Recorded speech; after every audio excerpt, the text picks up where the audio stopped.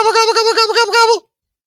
What's up, That's everybody? How we lost all our listeners. Every listener we just had said, I'm out of here. I think I've got something's wrong to with wash my my phone. hair.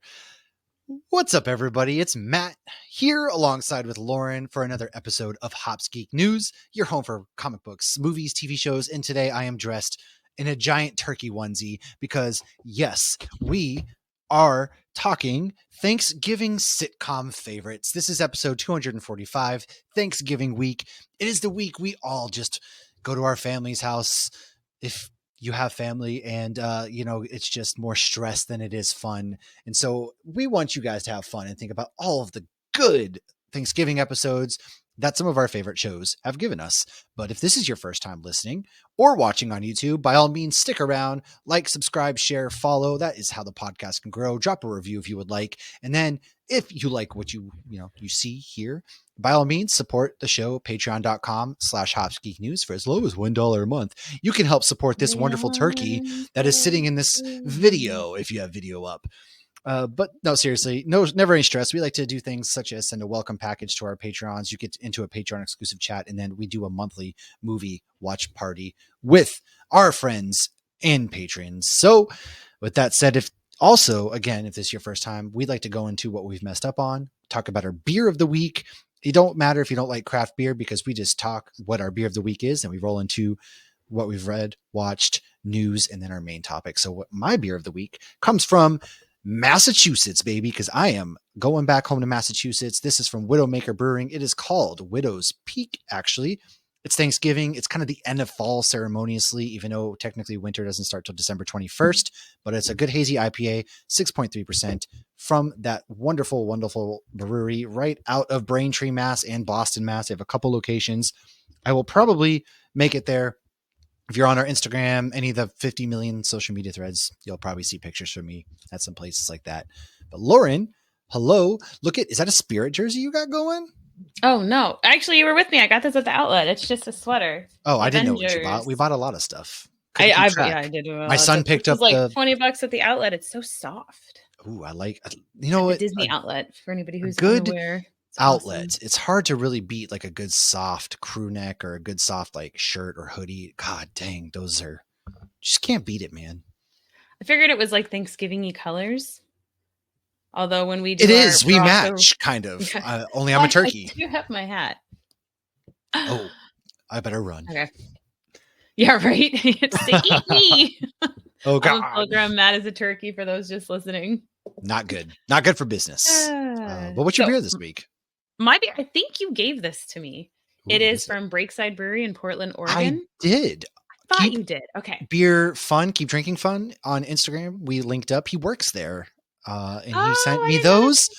Yeah. And so I brought some with me when I went to Orlando, and I wanted to bring you a couple that he sent because they were for both of us. Very cool. I was confused when I saw Portland, Oregon, and that's because you said Massachusetts, and I'm like, oh, I wonder if this is Massachusetts. So this is quite delicious, and I picked it because it says Western Harvest Time. So we're doing some harvesting for Thanksgiving, but it's a fresh hop IPA, and it says brewed with friends from ISM Brewing. And I really just wanted to drink out of a tiku, but it does kind of go with it because it's my Calusa glass, and Calusas were Native Americans in Florida. So, oh yeah, there you go. Next week you will be able to talk all about the good weekend you had at Supernatural Con or Creation Con. Yes, I go tomorrow. Like tonight, I can't drink too much. I want to be like I'm dropping the kids off at school and going straight there. And Garth, peace out, nerds. Kicking off the festivities. Exciting! So. Can't wait. Cannot wait for that. That'd be exciting. It's gonna be exciting. But speaking of cons, let's go into what we've messed up on. Now, you've heard us talk about Priscilla Presley the last couple of weeks.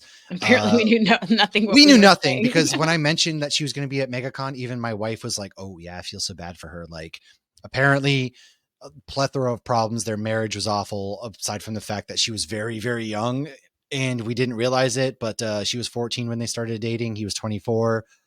He served in the Cold War, so I was wrong about that. But also, like, after she had a kid, like he wouldn't have sex with her, but he kept her around, and like he just went and cheated on her everywhere. So Elvis was a pretty messed up dude. All right. I mean, look at how he passed away. He clearly had issues. Died on the toilet doing drugs. I feel like that's just, if there's a higher power, that's laughing at you for all the messed up stuff you did. But He still goes down like as a Or legend, though. did he die because Bruce Campbell, as famously in Emotep, if you've ever seen that movie, Bruce Campbell's like Elvis in a nursing home, but he forgot his memory and stuff, and they're fighting like this mummy and whatnot. Oh, dude, it's Wouldn't Men in Black, great they're like, movie. Elvis didn't die, he just went home. Yeah, but God, yeah, that's all I want to talk about. Elvis, very, very problematic. Jesus, God. But I let's roll still, into. though, Graceland was absolutely amazing. It's like a music museum. It's got a lot. It's a lot of American history. They have like a tombstone for his twin who did die, and his name was Jesse. Uncle Jesse's named after him. Oh, I So never knew he it's had a twin.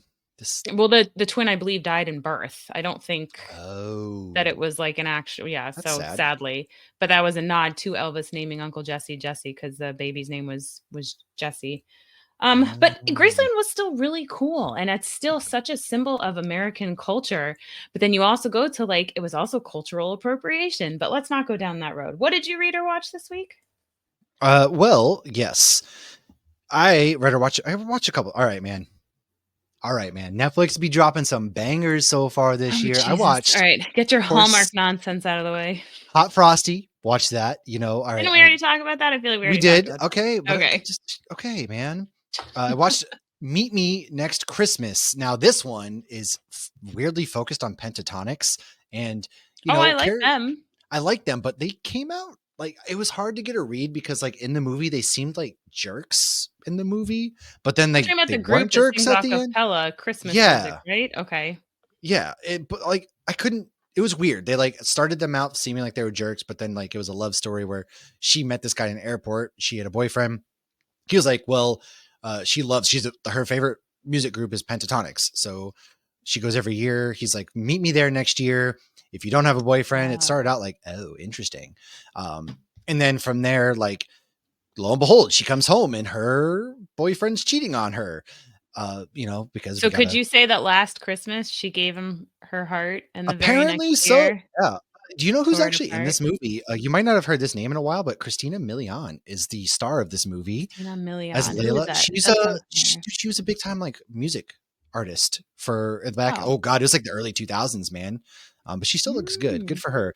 But she links up with Teddy, who basically is like a concierge for tickets because Pentatonic sells out. She's got to I do feel like everything Meet she Me can to Next get these Christmas could be a good tickets. horror movie. Probably, but she's got to do everything. She's got to get these tickets to Pentatonics to meet the love of her life. Or is that guy at the airport the love of her life? I don't know. You'll just have to Oh watch the movie God. and find out. I bet it is. I also watched A Reason for the Season. Now, this one was on Hallmark. Is it about The other one Jesus? was Netflix. No, this one. So this girl, This she wasn't about Jesus, but he's the reason for no the man, season. I'm so cosmetology confused. Jesus maybe because the mom. It starts with the mom. She's trying to start a cosmetology business. She stops in this town. She has her daughter there and they save her life. And so she just gives back to this town anonymously. And now her daughter's grown up. This is much later, like 20, 30 years later. And essentially she's like, in order to get your trust fund, as Lauren's playing elevator music in her head, I was she thinking Last has Christmas. to, has to, go back to this Why town did you know I was anonymously singing in my head? because you were going like, doo, doo, doo. Oh. She has to go back to the town anonymously. They can't know who she is and find out what the one Christmas wish is. And from there, she learns all about Christmas and the meaning of giving and all of that kind of stuff. But you know what? They did a couple things in this Hallmark movie that I was surprised because when the big, gasp, you're not who you say you are happens, like spoiler alert, they don't make it a big deal. They're like, yeah, we knew. No big deal. We're going to help you with this. The love interest and everything. It was like, oh, wow. They actually didn't play into the whole Maybe like, learning from, like, shows like Ted Lasso that you can have maybe. heart and not Yeah. be nonsense drama. It Well, was speaking it was of awesome. messiahs, I'm gonna say one of the things I watched real quick before you Oh, mentioned yeah. more What Hallmark do you got movies. there? That was my last Deadpool Hallmark and movie. Wolverine Assembled. So the making of Deadpool and Wolverine, it's so good. You get even What more was it? fun facts. I absolutely loved it. It was so cool to just see more behind the scenes of Deadpool and Wolverine, more interviews with everybody. And I loved when they talked about like, they really went into how are we not going to taint the Logan movie. Like Logan ended so well. And Feige said, he goes, when we were killing Iron Man, our goal was to have that moment be like when Logan died. And I absolutely loved that so much. And, obviously they brought him back and tainted his death, but they did it in a beautiful way. But okay, but And they like they did it in like a funny way. Okay. Oh, Like it 100%. They was, nailed it. They killed they it. No knew. pun Yeah. intended. It was Acknowledging so the good. fact that they were going to desecrate like Logan because they could not live up to that was, come on, man. I mean, It was genius, absolutely genius. But what was interesting too is, so many people are like, is Ryan Reynolds even in the costume ever? And a lot of the behind the scenes, you see him and you know it's him because his eyes are cut out for a lot of the scenes because they CGI the eyes moving. And so it was really cool to get to see them. And yes, it is Ryan. I mean, he's not dancing to bye bye bye and he's not flipping around. It was really cool too because they showed the like bye bye bye dancer and then how he's like flipping over and you see the like strings attached to the guy, but this guy's still like, these stunt guys are still flipping all over the place. They may have strings and there may be mats, but it's still yeah, so impressive. So it if you is. enjoyed It the is. movie at all of these, I believe there's one for Agatha too. I need to, don't quote me on that, but the behind the I scenes, the thought there was. assembled, I'm pretty sure there is. Yeah. They do one for every show. yeah, they do. There was another, yeah, okay. But the assembled things are always so good. They're so entertaining and it's just so fun to see the behind the scenes. I will double check that, but I feel like it is. So, all right. Well, You go can into finish you yours watch since I something so else though. rudely Like before we interrupted get you. to no, before we get to what we're both reading, because we have a couple things that we've read together. Why don't you talk about the other piece of It's pop funny. culture you watched? What? I am gonna say, okay, I'll do that in just a second. So I just pulled up my Disney Plus to double check that, and I just recently changed it. You can change it to Deadpool, Wolverine, and That's Dogpool. cool. And Josh, as I changed to Deadpool, but what's Dogpool. funny is it says Daddy, so it's Deadpool and it says Daddy, which I just think is Okay, hilarious. that's good. Oh my god, that's hilarious. So the other thing I watched was Dune Prophecy. So that just came out. Just episode 1. It's on HBO Max. It's going to be dropping every Sunday. If you liked the movies, I think you will like it. It is basically the origin story of the Bean Gesserit. And I guess there was a Oh, trilogy of books that came out not too long ago. And they are loosely kind of based on that. But it's like 10,000 plus years before Apollo Treaties was born. And of course, the mission of the oh Bean yeah. Gesserit is for the prophecy not to be fulfilled, but in preventing a prophecy, do you therefore fulfill it? Is kind of what is Oh well, going that's on. one of those So things, right? Like that is always really interesting. You're like if you're talking about a prophecy, you're looking for it to be real in any way that it's confirmation bias essentially. Things that yeah. you have this bias and you're looking for it to be real in some way or another. But um, yeah, so I don't know. I like Dune, but I don't know if I like it enough to watch the show necessarily. Which is funny because I got you to watch Dune for the first time recently. Yeah. Now you're like, I'm watching the show, I'm doing this, and your But review is on Nerd Initiative and everything like that. So you can go check out the video of Lauren's review. But yeah, I and I'll be like. doing those weekly. This week I didn't review the episode so much as to kind of just like catch people up because Oh yeah, but well, I feel like it's reading confusing. yeah. I think reading the first book made me like the movies more. Well, yeah, that would be fair. That's like Harry Potter. Regardless of the piece of shit that writes those, I probably will not watch the new show because she's so involved. But I read them and then got to see them in theaters, so I have like this deep love of Harry Potter. But let's go into what we've been reading, such as the Rocketfellers issue number 1 from Ghost Machine. Yet another Ghost Machine banger is out. This is Peter J. Tomasi, Francis Manapul, and Rob Lay. Man, if you're not familiar with Ghost Machine, Jeff Johns, Brian Hitch, Peter J. Tomasi, Francis Manapul, like they have such a studded cast of just people, and Jason Fabok, like they've done Geiger, Redcoat, which is one of my favorite comics of runs of the year, Hyde Rook Street is, oh my Exodus, gosh, there's only one out and I Hyde already love it. Street. Well, I Well, guess Hyde there's Street two with the issue one 2 off. comes out this coming week when this Yeah. drops. So happy Thanksgiving to us all for Hyde Street. You got to read that horror I comic can't book. wait. Hornsby and Halo also comes out this week, which is going to be Mhm. exciting. But they have like a genre, every genre essentially. Like, why don't you take us into essentially what the Rocketfellers really kind of is about?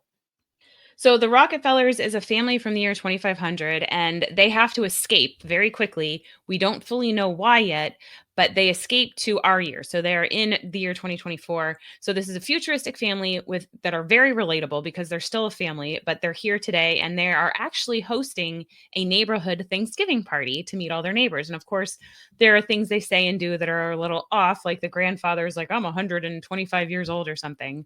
But it is so much fun. The art is absolutely gorgeous. It's very action packed. And the way it ended made you immediately want to be like, okay, what is that? Because they like show you why they had to flee, but you don't know why. And we actually, Megan and I from Vigilante Vibes, this week we interviewed Peter J. Tomasi, oh my gosh, Schneinberg. I even asked him how to phonetically pronounce his name. I have it written down here How somewhere. dare Peter you? Schneinberg. And I know, I'm terrible. And we interviewed Francis Manipal, and the three of them some of them worked on Rocketfellers, some of them worked on Hornsby and Halo. And it was so much fun. So that full interview should be up on Nerd Initiative at this point, and we'll probably have it on our podcast It'll be up on platform our as well. audio before long too, so you can go and listen to that. I highly recommend. I mean, This God is bless. already got like sold out. So when your comic book shop gets again, tell your comic book shop, because like some of them aren't even realizing these are Ghost Machine comics because they're so different than Geiger and Redcoat and everything. So yeah, that's always it, because it's Image, but Ghost Machine's like their thing, but Image also puts it out. And man, I love the coloring. I love the fact like this family, it's kind of like a Jetsons meet the Robinsons type kind of family. And there's just beautiful like artwork in there. If people like one shot like splash pages, definitely check this out, and check out Hornsby and Halo for New Comic Book Day. Aside from that, I did read Hornsby and Halo. And so, yeah, there's actually 2 comics that come out this week that I did read. So Hornsby and Halo, like we said before, is Ghost Machine. Were you going to say something else about reading something? No. Oh, okay. Sorry. I thought I cut you off. I did cut you off, but I thought I cut you off in the middle of a thought. Okay. So Hornsby and Halo, if you don't because it sounds weird. So what it is it's a demon child that's being raised by good parents and a angel child that's being raised by bad parents, and heaven and hell intentionally did this to try to teach the children empathy so as to stop the constant war of heaven and hell. So it's absolutely like fantastic premise, nature versus nurture kind of thing. So go pick that up this Wednesday. That is, yeah. I'm just a human raised by humans, but it's, yeah, dudes, pick these up. And then speaking of, we also read Armoed together from Clover Press and our friend Michael Schwartz, which if you know anything about Armoed, essentially this kid, Andy, gets adopted. His parents had died. He goes to this family who lost their son, Miles, just under mysterious circumstances. He goes to this castle and is just bebopping around, finds this amulet, which unleashes this ghost, William, and he gets this mysterious armor that's like Iron Man, like almost around him. It's medieval armor, but it comes around him kind of like Iron Man's armor does. And on this issue, we got demonic not presidents. Those are different story. Demonic presences. And also we have some demon zombie children at the same time.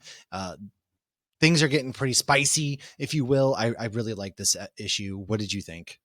No, it's a lot of fun, and it's definitely getting creepier. But what I love about this comic is like it still maintains its humor. Like there's still, moments where you're like, "Ha, that's funny," and like it sounds super creepy saying like demonic, presence and whatnot. And they have black eyes and everything, and the art is like watercolor-esque, which almost makes it seem creepier. But it is like an all ages comic. Like it's not gory, it's not inappropriate. Like I would have no issue with like my 12-year-old reading this. Of course, my 12-year-old loves horror, so maybe she's a bad example, but I don't feel like I feel like it's something an adult and an older child could both enjoy. Oh yeah, it is. It has like that essence of like I talked about. I mean, I don't want to relate it to like Goosebumps or anything, but Michael did write a film for R.L. Stine, or on behalf, not for R.L. Stine, but it was an R.L. Stine story. But it is very much that like it has adult elements in it, but also like that campy, childlike horror feel in a way that really resonated with, if you grew up with Goosebumps. So highly recommend picking that up. 2 more comics for me this week that I read. Batman and Robin Year 1 Chapter 2. This has very much Batman animated series vibes. It's very 90s vibes. Bruce Wayne, they go to basically be like, why he just is adopting Dick Grayson for publicity. They go to his house to check on him. Yeah, like he's all fine. It's not just like people just are saying that. That's what like the adoption agency thinks he did, right? Oh, okay. That's what they think he did. No, that's what he think they. Meanwhile, like there's a montage of him training Robin, getting mad that Alfred's shooting rubber bullets at Robin, and he took a long time to get to the gun and all this, and it's just funny how that back and forth is. But you see some tender moments too, like Bruce really does care for Dick, and you could Still see that. child abuse that he's doing, though. Yeah, like Dick Grayson runs into a fire at one point, and Batman thinks he's dead, and you see this like this look of fear wash over Batman's face that I thought was excellent. So Mark Waid is writing that one, and then the last I have is for Image Comics. It's The Moon is Following Us. If you might have heard me talking about this one, Daniel Warren Johnson. Who, he's writing about Duncan and Sam, whose daughter Penny fell asleep. She's in this dream world. The Cascade has taken her in this dream world. They found out where she's at, so they're going after her. And Sam doesn't think that Duncan has what it takes. It doesn't want to do what it takes to get their daughter back. And it's very much like, as a male, as a dad, he's reserved in his feelings and reserved in showing his fear and things like that, which I can relate to as a dad. I mean, sure. And this relates to whatever, but there's a really big shocking twist that happens in this book that I don't want to spoil because it's like, oh, wow, that's pretty crazy. So I very much recommend that you guys go ahead and pick that up. Like I said, Mike Spicer, Daniel Warren Johnson, Riley Rossmo, really, really Sean Lee is on letters. So stellar team. That's what I've done reading. Do you have anything else before we roll into news?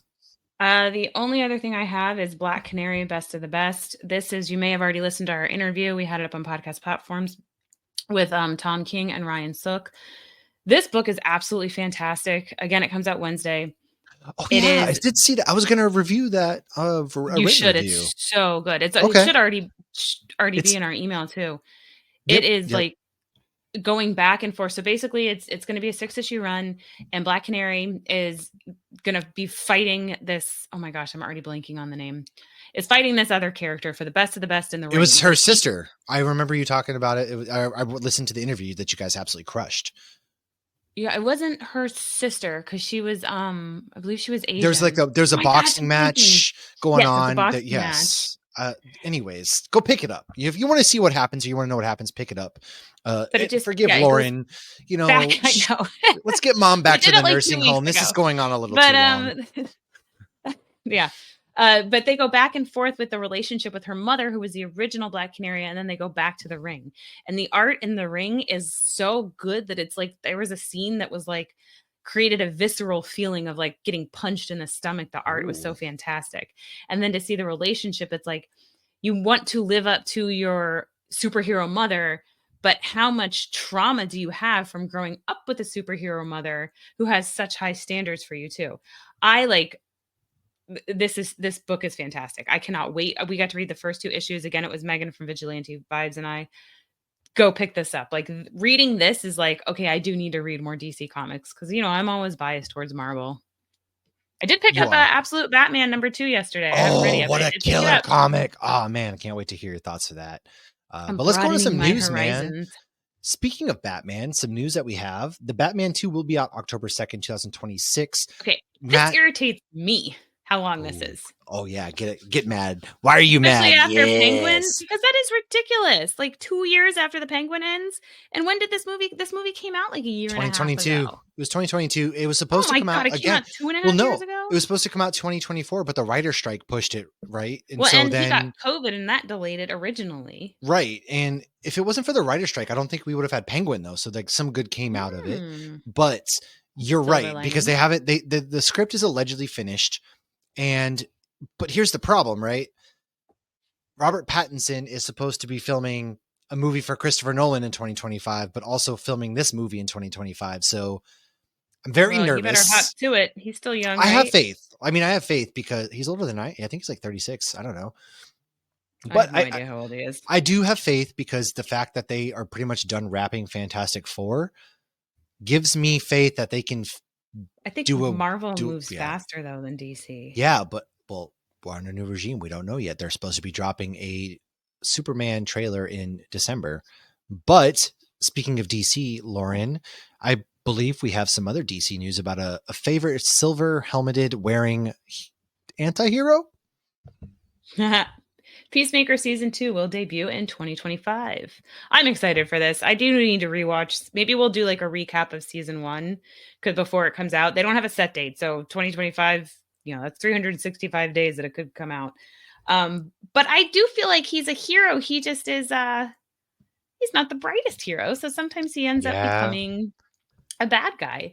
But I mean, that's so good. The thing that I'm frustrated with though is, didn't James Gunn say that some of Peacemaker would be canon to this new universe and some wouldn't? He says it is so he says it is canon, but just not the Justice League parts. So not the final episode part. Yeah. Fish Aquaman. Yeah. Oh, well, that was the best part. Not the best part, but that was funny. So I don't know. So Suicide Squad Peacemaker is a no-go. No, that's canon. I don't know, dude. I don't know. We'll have to figure that out. That's a good question. We need to get James Gunn on and ask him these questions. We need to ask James. Honestly, like I don't know. It's kind of confusing because some things are and some things not. And he answers a bunch on Twitter. But moving on from that, maybe we just need to do some research. Well, we'll take care of all of that before Peacemaker comes out. Don't worry, we got you. We got you, boo. And Alien Romulus is actually coming to Hulu on November 21st, which if you have not watched Hulu, or if you haven't watched Hulu, if you haven't watched Alien Romulus, dudes, do yourself a favor, man. I loved that movie. If you like the original Alien, this does a good job. It's really, really good job. I thoroughly enjoyed this. I need to watch all of them, except the first one. What? Like I haven't even seen the Michael Fassbender ones. Like I feel like I need to. Maybe this summer. You don't need to watch those ones, Prometheus. I love Michael Fassbender. Since you're going to take this last news, I want to take this one. Kevin Smith has begun brainstorming, keyword on brainstorming. He hasn't officially started writing anything. He hasn't reached out to anybody. He is brainstorming. Stomp. He has concepts of a plan. He has concepts of a brainstorming. I stole that from somebody's comment under his video. That was not my original brain. Well, he does. Power yes. There. There is a Dogma sequel maybe being conceptualized in the brain of Kevin Smith. Look at your wings. This is an episode worth watching on the YouTube just for your wings. Oh I'm Batman. Remember in this reminds me of Riddler. No, like yes! Riddler, like at the very end. When he's in Arkham, he's like, I was thinking of Pugsley and Addams Family, where he's like, "Eat me," and then they fly the kid up, and he has like the wings on. Yeah, that's movie quality turkey costume right there. It is. So our last piece of news is just some more MegaCon updates. Sir Kristen Cole, who I absolutely hate in House of Dragon, which means he's doing his job. You're right. Will be there alongside with Matt Smith, and funny enough, Jenna Coleman is now joining the cast of Doctor Who people. Doctor Who's going to be there, man, alongside Matt Smith. So the Impossible Girl herself. It looks like they're going to have a decent turnout for Doctor Who people, which is really cool. I'm hoping we get a good panel. Tabby's already like, I'm buying the panel if it comes out. Like that's one we don't want to miss. Yeah. Yeah. Well, I mean, that's pretty cool. It is. I very much agree. Like that'd be a cool panel because I've not seen Matt Smith or Jenna Coleman at a con. Like they've gone to cons together, but I haven't seen them. I don't think I've ever seen Matt Smith was in New York, but New York Comic-Con was not like well, they're not like we can go see this guy. Like they don't all have panels and stuff, and you can't just like walk up to them. Like it was It was not like anything I've ever seen. It's like they were just there for autographs and pictures. Yeah, right. And it's a very different con than what you would normally think of. Which I think MegaCon, all the guests have panels. I think they all do. Yeah, I think they do too. GalaxyCon, they actually, honestly, man, panel wise at GalaxyCon, we only had like Kyle Higgins on a panel. Like the only reason why Kyle Higgins had a panel is because we invited him to ours, which I think is I don't like that model. Like they only really paid attention to like the massive actor guest on the main stage, but they didn't give anybody else like on Artist Alley a panel unless I feel like that's a huge missed opportunity. Maybe the artists need to reach out and be like, hey, can we have a panel? Maybe they don't want a panel. I don't know. But I feel like that'd be a better way to get your stuff across to an audience. Yeah. Like, oh, this guy's doing a panel. I'm going to go check it out. But when I went to quite a few of the major marketing in New York. No, but the comic book panels in New York were all really good. They typically are. I prefer those more often than not. They're kind of intimate, if you will. Yeah. And they're more, people are more into it. It's like a more enclosed sense of camaraderie kind of thing. It is. It is. Speaking of what people are into, do you know what people are really into, Lauren? Porn. Well, okay. I don't know. What are people really Sitcoms, into? Man. Jesus. Oh, sitcoms. Oh my gosh. Anyways, we'll be right back after a message from these, not our sponsors, but we're hosted by Spreaker, so we have to put ads into the show. Fast forward if you want. We'll see you in a second. My gosh. She said porn. Guy, come on, Lauren. This is supposed to be a family-friendly episode. We're talking sitcoms, man. Thanksgiving. We're thankful. Unless you live in a state actually where that's banning those things now, in which you might be thankful for VPN. But come on, man. Oh yeah, it took me a second to figure out what you were talking about. All right. Well, we're gonna have to go back to the DVD stores with the beaded curtains. Yeah, gosh. We're going to kind of bounce around. We've both kind of got a list of things that we have. Ooh, you went deep, man. I don't personally like Friends isn't my thing. So Lauren will probably be more Friends. I'm going to start mine off with a very good show that I love that a lot of people loved it. I was almost canceled a couple times. Parks and Rec, season 3, episode 7, The Harvest Festival. Now, technically the residents of Pawnee never actually celebrate the holiday during this episode. However, the Harvest Festival is actually pretty close to Thanksgiving. And so Leslie Knope is determined to make this year's event the best one yet, because you know Leslie Knope, she's always got to go big. She's like me. She's committed to the bit. She's got to go big. And however, things actually take a turn when a Wampanoag tribal leader puts a curse on the event and little Sebastian gets loose. I believe this is the episode where Lil Sebastian was a little excited most of the filming, so they had to put like a cover over his Lil Sebastian. Yes. Lil Sebastian was a little bit excited. Lil Sebastian ain't so little now, is he? He was, for a miniature pony, he was pretty stoked. I mean, Aubrey Plaza was on set, so can't really blame him. Have you seen her in, as Death? Jesus. But yeah, I love Parks and Rec. It's very much, not I love outright a Thanksgiving, but that's the essence of what a Thanksgiving episode is, as we'll kind of dive into this, right? Like, to you, they don't really do this on shows a lot anymore, because growing up, as we did, allegedly, once upon a time, they would have these shows and you were always guaranteed a Halloween episode, a Thanksgiving episode, and then some sort of holiday episode before they went on break. And then they would come back in the spring. Like, they'd have their fall finale, because nobody's watching over the holidays. So you'd get those and then you'd come back in the springtime. They don't really have those anymore. Like, well, it's hard now when you drop everything at once and it's streaming, people are going to binge it. And, because it used to be events and oh, it's Christmas time, or oh, it's Halloween time. And they drop them all, the week before all the festive episodes. And I remember TGIF or, Must See TV or whatever would do tonight, it's all Halloween. And all 4 episodes from 8 to 10 would be all Halloween or all Christmas or all Thanksgiving. Yeah. And it's again, that's how you can kind of look forward to different points of the year. So that's kind of why I really have a fondness to Thanksgiving episodes personally. I don't care about Thanksgiving, the holiday, says the guy wearing a giant turkey outfit. But what would be one that you pick from your list?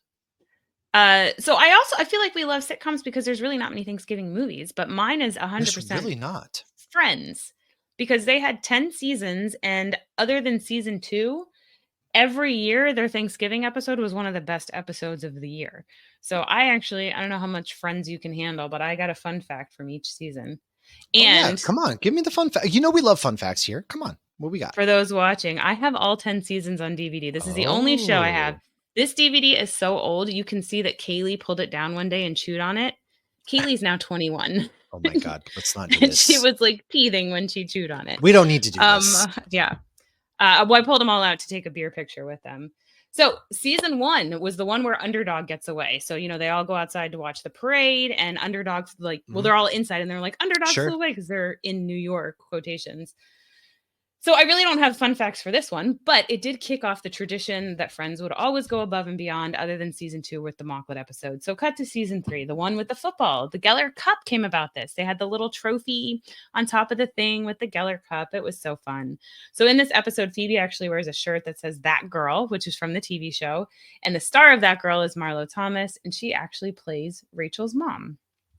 Oh. There's also this girl named Marga who's Dutch or something. And she's being I don't know, Margot. No, Marga, because she was had the heavy accent. Well, I hope they figured out why the carpet was all wet. But what was funny is this girl had such a strong accent, and then she told everybody she was American, and the crew was shocked because her accent was so. It's not. I don't think it's great, but apparently they were all blown away. Oh, interesting. Season 4. Chandler's in a box. Why is Chandler in a box? Because he did something not What's nice. in He the kissed Joey's box? girlfriend. It was Chandler. That's who was in the box. So the fun fact from this is Joey's teaching Rachel like how to curse in Italian, and she says "Va fa Napoli," and so that's the Tuscan equivalent to "go to hell," which literally translates to "go to Naples." I guess Go to they don't like Naples? Naples. I don't know. I guess Oh, the okay. Tuscans don't like For a second there, it Naples. sounded like you said go to nipples, and I was like, Lauren, again, what the hell? I don't know. There is an episode of Friends called "The One with All the Porn." Okay. So season 5 is the one with all the Thanksgivings. That's always fun to see the flashbacks. So this is actually a sweet and sad fun fact because obviously, we lost Chandler Bing or We Matthew did. Perry. So after Matthew Perry passed last year, David Schwimmer posted a photo of the two of them in their 1980s suits with the sleeves pushed up. And David Schwimmer wrote, "This photo is from one of my favorite moments with you. Now it makes me smile and grieve at the same time. I imagine you up there somewhere in the same white suit, hands in your pockets, looking around." And then he wrote, "Could there be any more clouds?" So that was really sweet. So Phoebe is one of the outcasts when they do like flashbacks because she has no real connection to, like they went to high school together and knew each other in high school or college roommates and whatnot. So Phoebe's Thanksgiving flashbacks are really stupid and it's all her past lives. So I one feel of her like past Lisa Kudrow, a lot of people didn't really like her too much. Is that the case, or they just I were liked her. bash? She just, Okay. I mean, Friends today, when you go back and watch, it's not the best show. They're all very toxic. They're None of all these, also I not mean, come great to each on. other. First of all, how are they affording this stuff by working at a coffee shop in New York City? But that's neither here nor And they there. make a joke in the very last episode. They're like, how did we afford this place? Rent control. Like they make a joke in the very last episode of the whole show.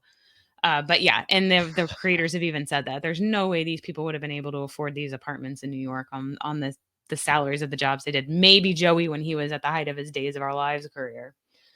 But so Phoebe's flashback, she was always in war as a nurse. And so in her Thanksgiving 1862 flashback during Thanksgiving, isn't totally historically accurate as Thanksgiving wasn't declared a national holiday by Abraham Lincoln until 1863. Oh, really? Okay. Phoebe's math is not Interesting. great. No, apparently not. All right. Do you want Interesting. to do another We're, one? And then I'll do the yeah, last you know 5 what? I'm seasons gonna of do Friends. this Let's one. mix it up a little. I picked this one for you specifically, actually. Is it Believe it the or not, Dexter I'm one? very thankful. It is Dexter I season know that's 4, on episode my list. 9. I Okay, well then love you probably that. have fun Wait, facts then. yes, I Yes. love that episode. It's Thanksgiving season, and while everybody else is hungry for turkey, Dexter is hungry for blood. Blood. Now he's hungry for In knowledge this about Trinity. I know. In this episode, he takes a deep dive into the personal life of Arthur, aka the Trinity Killer. The result is an intense showdown over the most awkward family dinner. Yeah, this was like the peak of Dexter. Okay, this is Yes. before things kind of went downhill a bit. Like this is peak freaking Dexter. The Trinity Killer was like the best arc in this show. One of the best arcs When in it had the most television. It was shocking wrap so ups. yeah, it was so oh my god! Don't even get me started on the wrap up because I because remember that scene being like I remember how like I was sitting on the couch and being like, no, that was I don't want so to spoil it good. because there's a new Dexter show coming out, and if people decide to go back, I don't want them to know what's going to That's happen. But fair. just know, like the Trinity Killer. That's Which is if you John go back and Lithgow. watch Dexter. Yet, come on, man. Well, I Well, guess that's not that's really the a secret. They're actor's very open. name. I know, but like it wasn't really a secret. But it is such a good arc because you think John Lithgow from he's like a happy dad in the sitcoms that he's in, right? I guess I put In this one Third in. Rock It's from not the a Sun. It sitcom. was I don't also know a why I included Dexter no, into a I sitcom. included I'm it sorry. too. I'm So sorry. I don't know why, but when I thought of Thanksgiving What's episodes, I funny picked this. about murder, kids? I did think about this one though because I genuinely really like this episode because there's more than what's going on with the Trinity Killer It's because the narrative Rita's drill. Yeah. well, we got Rita's hosting Thanksgiving too. The whole house is decorated for Thanksgiving, and like the neighbor kisses her. And I remember, I don't The know if it happens in this episode or the next one. Dexter then threatens the guy, and like it made Rita happy because because Dexter doesn't show emotions often. So emotions. when Yeah. he saw him get mad at the neighbor, it made her happy. And I Yeah. just, this was the bait. Harrison was a baby, but I also love because Oh, this that's show takes right. place in Miami, even though it's California. For me, usually in sitcoms, Thanksgiving is cold, and that's not relatable Well, for me. Like yeah, that's being right. Because this snow. is Miami. So sure. Yeah. Yes. So growing up in South Florida, this was felt more like Thanksgiving too, even though there's, murder. But it's such a great episode. Murder. Loved Dexter until the end. But I can't Well, wait for the new one. not every show gets to. I'll never give up on Dexter. Sorry, guys. I haven't watched a I single. can't I learn. watched part of New Blood, but that was it. Some things I can't go back to. I'm gonna Now's a go great to the time to next one. rewatch it because it's Christmas. I do want to go back to this next one real quick before you go back to Friends, because somebody on Threads, yes, we're on Threads, folks, because that's where the cool kids are now, said Bob's Burgers. And I love Bob's Burgers. Carrie and I are big fans of Bob's Burgers. And this one in particular is Bob's Burgers Season 4, Episode 5. Thanksgiving appears to be going well for Bob and the family until Bob discovers that somebody put his turkey in the toilet as a holiday prank. If you're looking for Ew. something the whole family can watch and laugh at, Terrible this prank. is like the episode. Like, this isn't Family Guy where you can't really let your kids. Bob's Burgers is like kind of an all ages kind of show. Thanksgiving appetizers like stuffed mushrooms, mini cheese balls are perfect for keeping guests satisfied before the main meal. Obviously, they own their own kind of like burger joint. So it's just funny. Carrie was also like Tina. She has a picture. She looks just like Tina as a kid. So like the Bob's Burgers is just one that's like close to our heart. It's very dad humor a lot of ways with Bob himself. You recognize the voice of Bob because he was in Archer. He was the voice of Archer in that show. If anybody's seen that show, but Bob's Burgers, man, like that show. What else I've you seen got for lots of us? clips, and I'm like, I feel like this would relate to It's me. one of Like, those like you put on and fall asleep to, gotcha. That's where I just back in have the more day. friends. Are you ready for more Okay, Friends? I get it. You're popular. All right. Oh, you meant the show. Yes, go ahead. Season 6, the one where Ross got high. I love Oh, watching these older shows when they talk about weed, where it's like, yeah, like a big sandwich, as How I Met Your Mother used to call it. see, that was great. That was absolutely fantastic. They got around the censors and they weren't treating it like it was like, ooh. Well, they did Yeah, a little bit.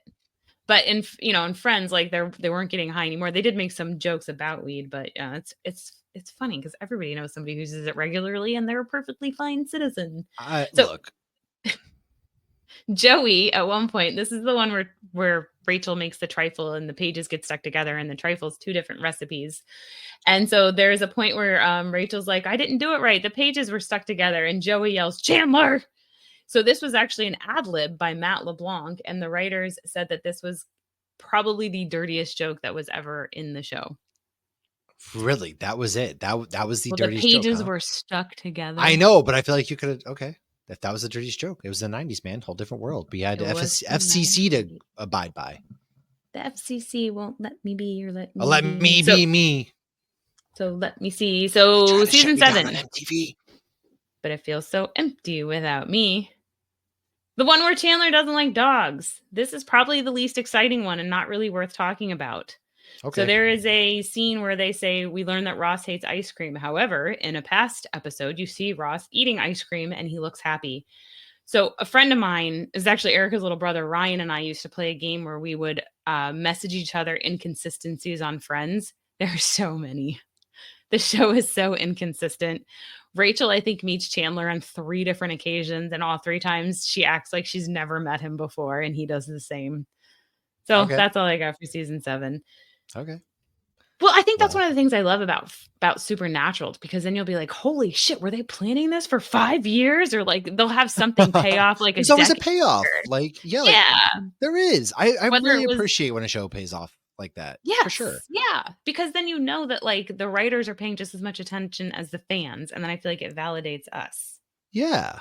I'll give you that one. I'm going to dive in real quick because I got this one for our boy DT.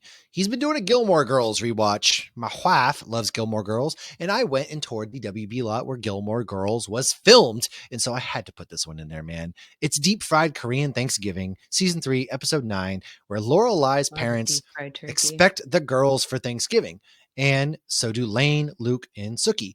So how do they handle 4 enormous dinners? They don't exactly, however. It's at Emily's and Richards, where to Lorelei's dismay, Rory reveals that she has applied to other schools besides Harvard because Lorelei wants, her to stay And because close. Harvard wouldn't let them film there. That too, yes. It was also, yes. This is one of my favorite episodes or not my favorite, but like Carrie's favorite when I asked her, one of her favorite episodes of Gilmore Girls. And it really just captures the spirit of the series as a whole, because it's got the fall vibes, man. If you're just going into that town Love of some Gilmore Girls vibes. there, it's got the fall vibes. And obviously, it's dude, it's Gilmore Girls. Like everybody loves kind of Gilmore Never Girls. seen it, but I know so much about it. I I do have a lot of too. friends that are into it. Like saying Carrie was rewatching it for a while, and I like would half pay attention, not pay attention, but apparently I remember a lot. So there's that one. And then I want to throw in a sitcom that I personally really followed for a while and loved, especially it's New Girl, season 2, episode 8, Parents. Now Another there's a one I need few. I to could have watch. chosen that one, or I could have chose the Justin Long episode, but I like this one a little bit better. When Jess's divorced Longbow is parents, creepy. Bob and Joan, show up at the same time for Thanksgiving dinner. Now Joan is actually played by, can you guess who? Marlo Thomas. I Jamie have no idea. Lee Curtis. Oh, She's everybody's wow. mom. Yeah, Jamie Lee Curtis is in this Has one. she ever done Now, a sitcom before? I mean, she's popped Interesting. in. I mean, I guess if The Bear gets nominated for Emmys for Oh.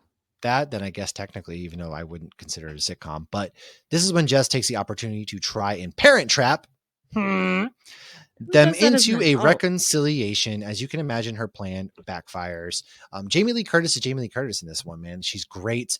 I will always love Nick and Schmidt and the entire New Girl cast. This is such a comfort TV show that if you haven't watched, man, really do. Never It's have. fun. Zoe Deschanel is amazing in it.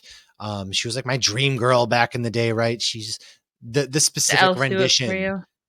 you. Elf kind of, but like this She does specific share your affinity for elf rendition. culture. She does. She does. I just mean like her character in New Girl for some reason. Like, I don't know, man.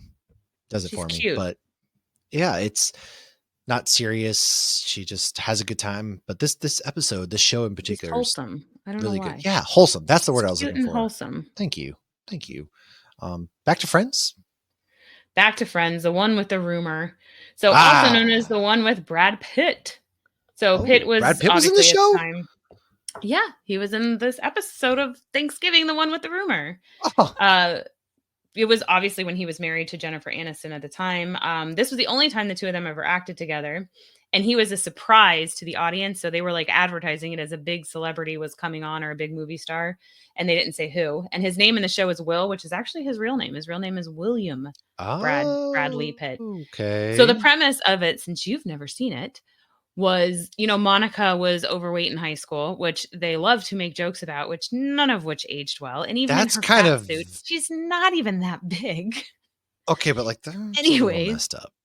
All well, right. and Courtney Cox is like super duper duper skinny. So like they put the fat suit on her and like she Yeah, really she doesn't look is. So giant like, by any okay. means. Like she's not comically large, but of course they always make fun of her. Okay. So Brad That Pitt was a was her choice. fat friend in high school. And of course, he now doesn't eat carbs. He doesn't eat anything with sugar or anything like that. And of course, he's gorgeous. And so they play on that the whole time. And he hates Rachel because Rachel was apparently mean to him.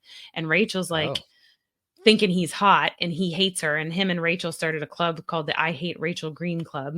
And this is when Rachel's pregnant with Ross's kid. jeez. So then she's, they make a comment like, "You're having a baby." He's like, "Wait, you knocked her up and you're not marrying her? High five." It's probably none of it Interesting. aged well, but it's a good episode. It's funny. A lot of Um, sitcoms from then probably didn't age well overall. So let's no. be honest. Yeah. But this was 2001, and because it was a comedy, they never specifically mentioned 9/11. However, because it takes place in New York, they started putting a lot of things, places, and a lot of nods. Like you would see, like Rachel would be in her pajamas wearing like a New York police or fire department shirt, kind of things like Oh, that. cool. So in this specific episode on the Magna Doodle, which was on the back of like Joey and Chandler's door, or at the time I think it was Joey and Rachel's door, they had a basketball stylized as an American flag, and there's an American flag on the wall. So I thought that was I remember watching one of these with the commentary, and they talked about that. They're like, we weren't really sure how to approach it, but we knew we couldn't completely ignore it. I mean, when you have a comedy, that's a hard thing to balance. Oh, it really is. Yeah. Like the show takes place in New York. You can't just, You can't and just it's, ignore something that yeah. large. Yeah. But they At did all. take the towers out of all this because in between the scenes you always see the New York skyline. So they Right. took that out from season 8 on. Well, All right. interesting. Okay. So Season 9 was the one with Rachel's other sister, which is Christina Applegate. Reese Witherspoon was supposed to come back. She couldn't. She was busy, so Christina Applegate filled in. And she won an Emmy, so kudos to her. Good for That her. was the one where all the plates broke and Christina Applegate and Jennifer Aniston started fighting. And then season 10 is the one with the late Thanksgiving. And this was the very last episode ever to feature just the main 6 friends. And there's your wrap on Friends. Interesting. I'll be there for you. I've got 2 before my big finale. When I was 11. It's so crazy. All right, go for it. I've got Smallville, which their episode of Ambush, the young Superman that turned into the Man of Steel. He had a couple of Thanksgiving episodes, including one called Rage, where the proceedings come to a screeching halt for Clark Kent to wax poetic about how it's his dad's favorite holiday. But another one, the one we're talking about here, is Ambush. Does what heroes couldn't do, and that's bring a bunch of superhero characters together in a feasible way for a family meal. We have General Sam Lane, who is the father to Lois Lane, rallies against superheroes and talks about trying to pass a vigilante registration law. And unbeknownst to him, his guest will eventually become the greatest superhero of all time. Yeah, that's kind of like our first time we get like a Justice League kind of type thing together, bring a bunch of superheroes. It's Tom Welling.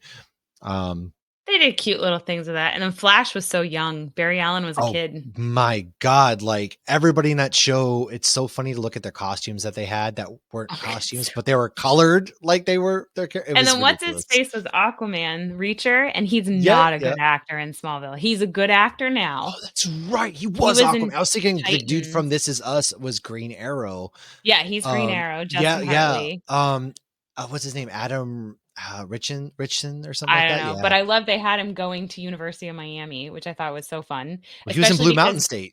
His colors are orange and green, like his costume. Yeah. And that's the colors of the U. So I thought that was so fun. Ridiculous. And then I have another superhero one, which is the 1978 Incredible Hulk Homecoming episode. Now, of course, we can't seem to figure out what the MCU is doing with the Hulk. However, this one starring Bill Bixby as David Banner. Sorry, not Bruce. But hey, maybe there could be an alternate timeline. Like the name Bruce, they thought Bruce something was like that. So funny. Every story about a troubled mind returning to his family's dinner table for the holiday, Banner has to confront his demons. He also has time to save the Banner family farm from the incongruously evil pairing of crooked real estate developers in a play of bugs. Not your typical real estate developers. Where's the Scooby Gang when you need them? They're worse than like a super villain, man. I'm telling you. I used to really be like, honestly, they're really fucking up the country now. You want to know why you can't buy a house? Well, I used to be like, how could Lex Luthor become president? And then I was like, oh, okay, got it. My last, but certainly not least, is my favorite comfort show of all time, folks. It's How I Met Your Mother. Come on, it's Slapsgiving, season 3, episode 9. Now, if you remember, Marshall won a bet for 5 slaps against Barney because there was this bet that went down. Barney slapped Marshall. Turns out Barney was not right, so Marshall gets 5 slaps because Lily was the slap judge. Bet commissioner. And yes, the bet commissioner, yes. As Lily and Marshall host their very first Thanksgiving as a married couple, Barney remains on edge in anticipation of the 3rd slap. I love it. That's like so much worse because you never know when it's going to come. It's the anticipation. Marshall keeps teasing it. He's got the countdown going and everything. I love it. He has his hand up. Meanwhile, this is when Ted and Robin sleep together the night before.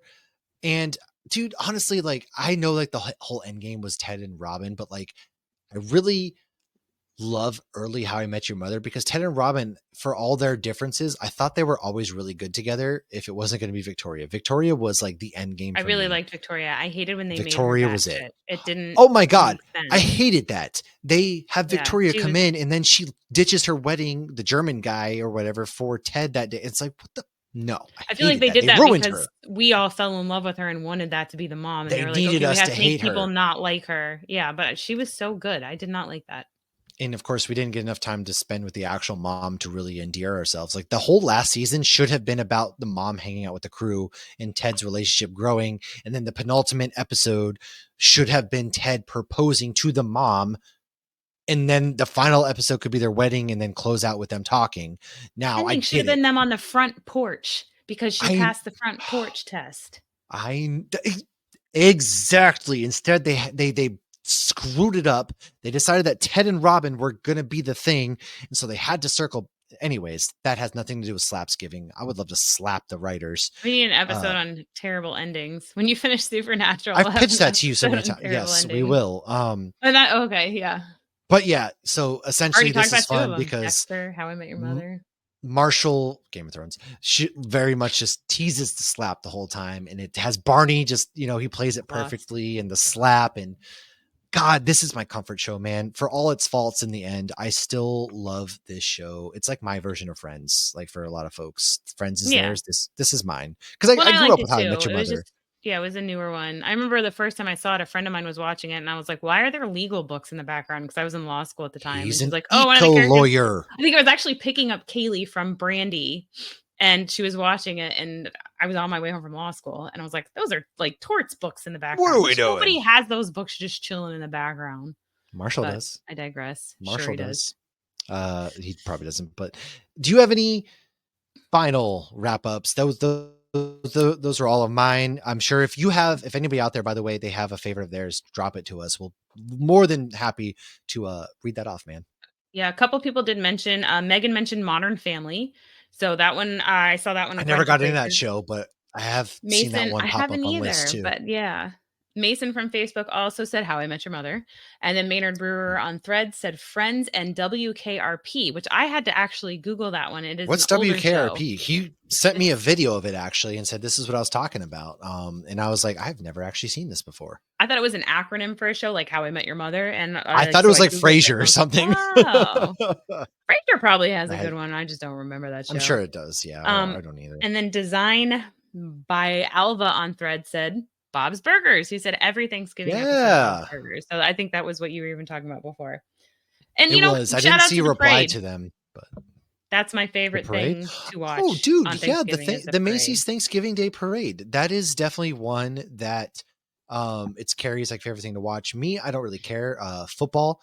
Now I probably get to watch I actually get to watch the Green Bay Packers play the Miami Dolphins this year on Thanksgiving. Miami Dolphins. 7 o'clock. The greatest football team. All right, we're gonna end it right there. They passed the ball from goal to goal like no one's ever seen. Yeah, because we're that's what we have. We're not Miami Dolphins. No, we're not. But the parade is there's something just like fun about seeing the floats, all that kind of stuff. Yes, I it do ends really with enjoy. Santa, and I'm a former guard girl, so I love when I see some actual spinning, not just some like like spin that rifle, do it. Did I ever tell you how I was dating a girl who was at school in Chicago? Well, I went there for Thanksgiving one year, and I come out the subway. I'm trying to figure out how to get to her apartment. I took this train to there. Didn't know where I was at. I somehow ran in the middle of the Chicago Thanksgiving parade right in front of Santa Claus. I did. Like, it felt like it was out of I did. Like I ran in front of Santa through the parade. It felt like I was on a sitcom because I ran through this parade as Santa's coming, and I was like, I don't know where I am. I'm in Chicago somewhere. I don't know. I'd never been to Chicago before at that point. Like cops on horses escorting you away. Well, yeah, I bolted. Like her apartment was like right on the path of everything. So like I saw it, figured out where I was finally, and I was just like tunnel vision at the time, and I just ran. Crazy. That was my big grand Thanksgiving story. But thank you guys for checking out this episode. If you enjoyed it, by all means, share with a friend, like we said. Next week's episode kicks off our Christmas season. Believe it or not, we are already, not to put stress or pressure on everybody, but it is Christmas time. And to cross off that list. And what better way to start Christmas than to talk about the 1992 film Batman Returns, starring Michael Keaton, Danny DeVito, Christopher Walken, and a very, very good-looking Michelle Pfeiffer. So that is what we're talking. Gorgeous, yeah. We will be actually foregoing all of our normal topics because we're going to record that a little bit ahead of time, as I am going to visit family. Thanksgiving's busy. And so make sure you guys tune in for that episode releasing on Monday, December 2nd. That kicks off December, the month of December. We're here. Anybody who's listening out there, thank you guys so much. We are thankful for all of you checking and tuning out this show. If you like it, thank you. Please keep returning. If there's something we messed up on, hopsgeeknews@gmail.com. Let us know. As you see, we love to call out corrections, shout you out. What you got? No, that's it. Thumbs up. You're pointing at me. I like it. And until next time, folks, Have a very, very good Thanksgiving if you celebrate it. If not, man, I just hope you get to have some good food, chill out, enjoy a couple days off from work. And we will see you guys next week. Like I said, with Batman Begins. Go Fins. Cheers. Oh my God. Go Pack, go.